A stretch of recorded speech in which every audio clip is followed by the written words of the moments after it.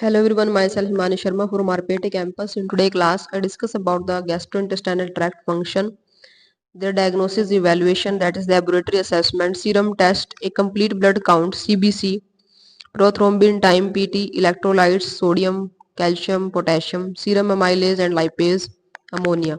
Liver function test, aspartate aminotransferase, AST, alanine aminotransferase, alkaline phosphatase, and the bilirubin and albumin.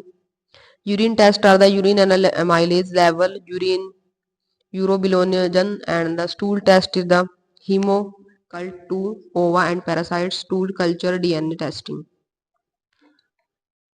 Next is the blood test, aspartate aminotransferase, that is AST, expected the reference range 5 to 40 units per liter.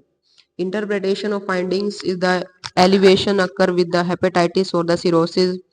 Alanine aminotransferase ALT 8 to 20 units per liter, 3 to 35 IU per liter. Elevations occur with the hepatitis or cirrhosis. Alkaline phosphatase ALP 30 to 120 units per liter, 30 to 85 IU per liter. Elevation indicates liver damage.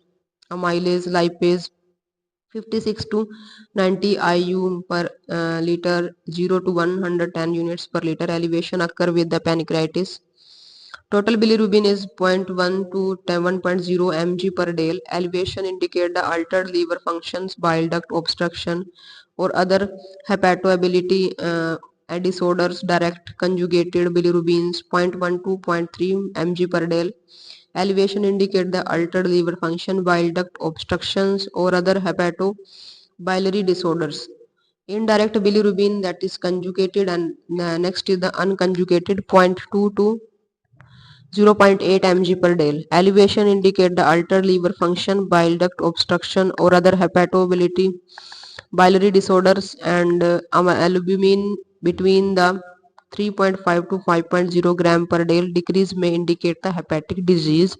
Alpha fetoprotein less than 40 mcg per liter elevated in the liver cancer, and ammonia 15 to 110 mcg per day elevated in the liver disease.